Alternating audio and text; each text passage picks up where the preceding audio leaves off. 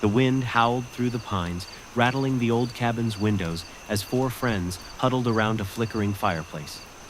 It was Halloween night, and the group, Ryan, Sarah, Mike, and Jen, had driven hours from their college in Seattle to a dirt-cheap rental in the middle of nowhere, Washington. The place was a steal, but it came with quirks. No cell service, creaky floors, and a dusty rotary phone on the kitchen wall that the owner swore hadn't worked in years. The friends didn't care. They wanted a weekend of beer, laughs, and spooky stories, far from exams and dorm life. But as the fire cast long shadows across the room, something felt off, like the air itself was holding its breath. Ryan tossed another log into the fire, grinning as he cracked open a beer.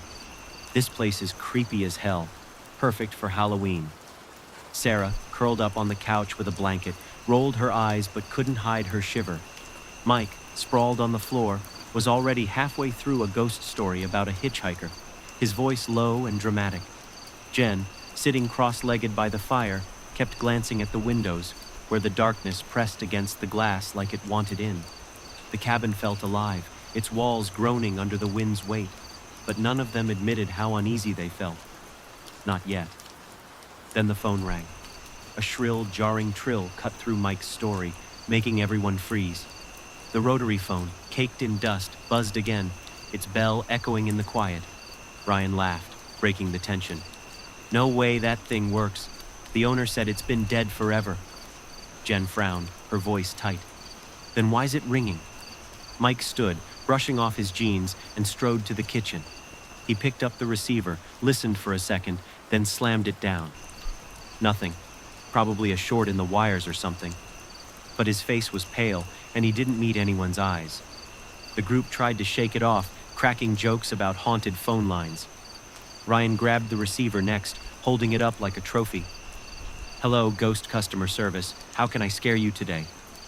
Sarah swatted his arm, but before anyone could laugh, the phone rang again, right in his hand. His grin faltered. He pressed it to his ear, and his face changed, eyes wide, mouth tight. "What the hell?" he whispered, dropping the phone. It clattered against the wall, dangling by its cord. Sarah grabbed his arm. "What? What happened?" Ryan's voice was low, shaky. It sounded like me, my voice. It said, "Don't open the door." A knock thudded against the front door, slow, deliberate, like someone was testing the wood. The friends stared at each other, hearts pounding. Mike forced a laugh. "Okay, who's screwing with us? Some local kids playing a Halloween prank?" He marched to the door, hand on the knob, but Jen lunged forward, grabbing his wrist. "Ryan, what the voice said, don't." Mike hesitated, then yanked the door open anyway. Cold air rushed in, but no one was there. Just the black expanse of the woods, branches swaying under a moonless sky. He slammed the door shut, locking it. "See? Nothing. You guys are freaking out over a stupid phone." The phone rang again. This time, no one moved. The ringing went on, relentless, each trill sharper than the last. Sarah's voice cracked. "Someone answer it. Make it stop." Ryan shook his head, backing away. Jen, trembling, stepped forward and picked it up. Her face drained of color as she listened. She didn't speak, just set the receiver down gently, her hands shaking. "What did it say?" Mike demanded. Jen's voice was barely a whisper. It said, "Too late." The lights flickered, then died. The cabin plunged into darkness, the fire's glow the only light left. The friends scrambled for their phones, but the screens stayed black. No signal, no power. Then the knocking started again, not just at the door, but all around the house. Slow, heavy thuds, moving from the front to the side, then the back, circling like a predator. Sarah clutched Ryan's arm, her nails digging into his skin. "What's doing that? There's no one out there." Mike grabbed a flashlight from his bag, but its beam was weak, barely cutting through the dark. The knocks grew louder, closer, until it felt like the walls themselves were pounding. Jen's voice broke the silence, small and terrified. "Did anyone check the back door?" The group froze. The cabin had two entrances, the front door, locked tight, and a flimsy back door near the kitchen. Ryan sprinted to check it, his footsteps loud against the creaking floor. He reached the door and yanked the handle. It was locked, but the wood rattled like something heavy had just slammed against it. He stumbled back, cursing. "Something's out there. I heard it." The phone rang again, cutting through their panic. No one moved to answer it. The knocking stopped, replaced by a low, guttural sound, like a voice but not quite human, coming from just outside the walls. It wasn't words, just a deep, rumbling hum that made their skin crawl. Sarah started crying, her sobs muffled as she buried her face in her hands. Mike, trying to stay calm, grabbed a poker from the fireplace. "We're not helpless. If something comes in, we fight." But his hands shook, betraying his bravado. Ryan's eyes darted to the windows. "We need to board them up. There's got to be something in this place. Nails, boards, anything." They tore through the cabin, finding a few warped planks in a closet and a rusty hammer. The hum outside grew louder, more insistent, as they nailed the planks across the windows. Every strike of the hammer felt like it was calling something closer. Jen kept glancing at the phone, which had gone silent, but sat there like it was waiting. "What if it rings again?" she whispered. No one answered.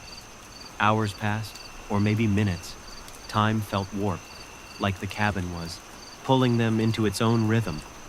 The fire was dying, and the cold seeped in, curling around their bones.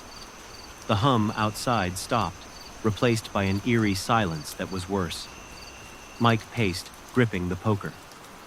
"We just need to make it to morning. The owner said he'd check on us tomorrow." But his voice lacked conviction. Sarah, sitting on the floor, rocked back and forth, muttering, "It's not real. It's not real."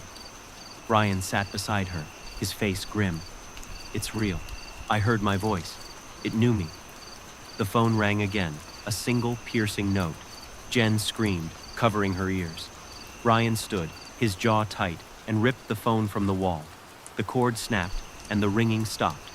For a moment, they all breathed, thinking it was over. Then the front door creaked open on its own, the lock turning with a slow, deliberate click. No one had touched it. The cold rushed in, carrying the smell of damp earth and something sour, like decay. 5 sets of muddy footprints appeared on the floor, leading from the door to the center of the room, where the friends stood frozen. But there were only 4 of them. Sarah's scream broke the silence. "Who's the 5th? Who's here with us?" The footprints didn't stop forming. They spread, circling the group, then trailed toward the back door. Mike swung the poker wildly, shouting, "Show yourself!" But the cabin was empty, the fire now just embers. The footprints kept moving, smearing the floor like someone, or something, was pacing just out of sight. Jen grabbed Ryan's hand, her voice shaking. "We need to run. Now." They bolted for the front door, tripping over the footprints that seemed to shift under their feet. Outside, the woods were pitch black, the air thick with the same sour smell. They ran, branches clawing at their faces, the ground soft and slick underfoot. The hum started again, louder, coming from everywhere and nowhere. Ryan glanced back, his face pale.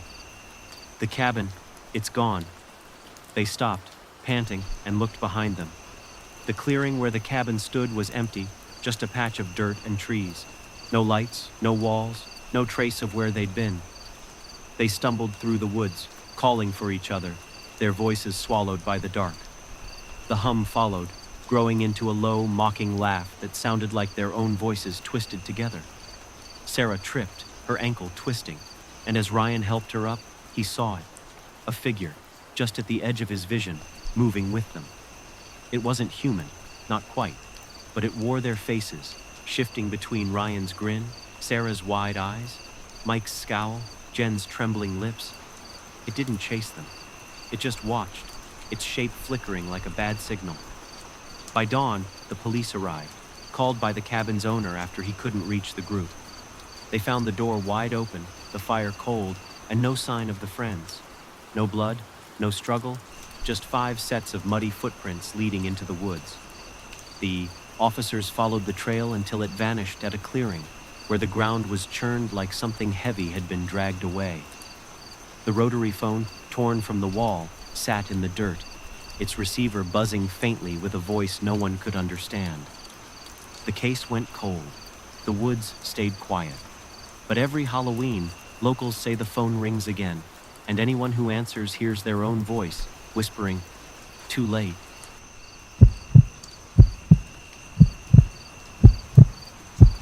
The rain slammed against the motel windows, a relentless drumming that made the old coastal building creak like it was alive.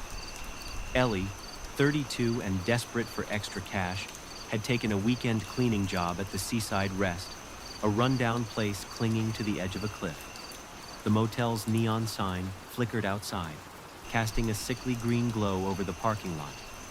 Most of the rooms were empty, their faded curtains drawn tight.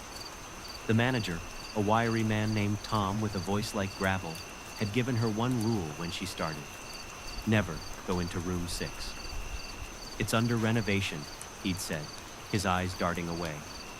Ellie didn't ask questions. She needed the money, not a mystery. Her first night was quiet, just the hum of her vacuum and the occasional groan of pipes. She scrubbed bathrooms, changed sheets, and ignored the way the fluorescent lights buzzed like angry wasps. By midnight, the storm had worsened, wind howling through the cracks in the walls. Ellie was mopping the hallway on the second floor when she noticed room 6's door. It was slightly ajar, a sliver of darkness spilling out. She froze, her hands tightening on the mop handle. Tom had been clear, but the door wasn't locked like it should have been. And then she heard it, a faint, scratchy melody, like a record player spinning a tune from decades past. It was coming from inside. Ellie's stomach twisted. She should have walked away, but the music tugged at her, soft and hypnotic. She nudged the door open with her foot, just enough to peek inside. The room smelled of damp wood and something metallic, like old coins. No furniture, no carpet, just bare walls and a massive painting on the far side. It showed a woman in a 1920s dress, her dark hair pinned up, her smile stretched too wide, like it was carved into her face. The record player sat in the corner, its needle spinning on a dusty vinyl, playing that eerie tune. Ellie's breath caught as she stepped closer, her sneakers squeaking on the floorboards. The woman's painted eyes seemed to glint, locking onto hers. She backed away, heart pounding. The music stopped abruptly, the needle lifting with a sharp click. Ellie turned to leave, but something made her glance back. The woman in the painting was still smiling, but her eyes, they were following her, tilting slightly as Ellie moved. She stumbled into the hallway, slamming the door shut. Her hands shook as she leaned against the wall, telling herself it was just the storm, the shadows, her imagination. But the air felt heavier now, like it was pressing against her skin. The next morning, Tom found her mop propped against the wall outside room 6. Ellie was gone, her cleaning cart abandoned at the end of the hall. He cursed under his breath, his keys jangling as he unlocked the door. The room was empty, just like before, except for the painting. The woman in the 1920s dress was still there, but something was different. Her painted hand now gripped a mop, the same cheap, wooden kind Ellie had been using. And her face, it wasn't just a resemblance. It was Ellie's face, down to the faint scar on her cheek from a childhood fall. Tom's mouth went dry. He locked the door and walked away, not looking back. Ellie didn't remember leaving the motel.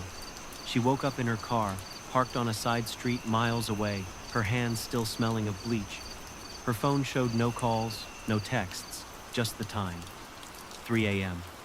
She drove home, the storm still raging, her mind foggy. At her apartment, she avoided mirrors, afraid of what she might see. Sleep wouldn't come. Every time she closed her eyes, she saw that painting, the woman's smile stretching wider, her eyes boring into her soul. The next night, Ellie went back. She didn't want to, but something pulled her, like a hook lodged in her chest. The motel looked darker under the moon, its neon sign completely dead now. Tom wasn't at the front desk. The lobby was empty, the air thick with the smell of salt and decay. Ellie grabbed her cleaning supplies and headed to the second floor. Room 6's door was closed, but the music was playing again, louder this time, seeping through the walls. She stood there, mop in hand, her pulse hammering in her ears. The door creaked open on its own, just an inch, daring her to look. She pushed it wide. The painting was still there, but the woman's smile was gone. Her face, Ellie's face, was blank, like a mask with no expression. The record player spun faster, the music warping into a high-pitched whine. Ellie's legs felt heavy, rooted to the floor. She wanted to run, but her body wouldn't move. The air grew colder, and she swore she heard a whisper, low and sharp, saying her name. The painting's eyes blinked. Not a trick of the light, a real, slow blink, like the woman was waking up. Ellie dropped the mop and stumbled back, but the door slammed shut behind her. The room seemed to shrink, the walls closing in. The woman in the painting stepped forward, not in the canvas, but out of it, her dress rustling as she moved. Her face was still Ellie's, but wrong, like a reflection in a warped mirror. She reached out, her fingers cold as ice, brushing Ellie's arm. "You shouldn't have come back," she said, her voice a mix of Ellie's and something older, sharper. Ellie screamed, but the sound died in her throat. When Tom arrived the next morning, the hallway was quiet. Ellie's cart was gone, her mop nowhere in sight. He didn't bother checking room 6. He'd seen enough. But later that day, a guest complained about a strange noise from the room. A faint, scratchy melody. Tom ignored it, telling himself it was just the pipes. He quit the next week, unable to shake the feeling that something was watching him from the shadows. Ellie's friends noticed she was different. She stopped answering texts, stopped showing up for drinks. When they visited her apartment, she was there, but not quite herself. Her smile was too wide, her eyes too sharp, like she was mimicking someone else. She talked about the motel sometimes, saying she had to go back, had to finish cleaning. They laughed it off, thinking she was stressed, but her hands always smelled of bleach, even when she hadn't been near a mop. One night, a friend drove past the seaside rest and saw Ellie's car in the lot. The motel was closed now, its windows boarded up, but a faint green glow flickered from the second floor. He called her name, but no one answered. He didn't go inside. The air felt wrong, heavy with that same metallic smell Ellie had noticed in room 6. Months later, a new manager took over the motel, hoping to fix it up. He ignored the rumors about room 6, calling them small-town nonsense. But when he opened the door, the painting was still there. The woman in the 1920s dress was back, her smile wide again, holding a mop. Her face wasn't Ellie's anymore. It was his own, staring back at him. The record player started spinning, the music slow and warped, and the door creaked shut behind him. The motel never reopened. Locals say the neon sign still flickers on stormy nights, casting its green glow over the empty lot. They don't talk about room 6, but everyone knows to stay away. And sometimes, late at night, people driving by swear they hear a faint melody, like a record player stuck on a single endless note.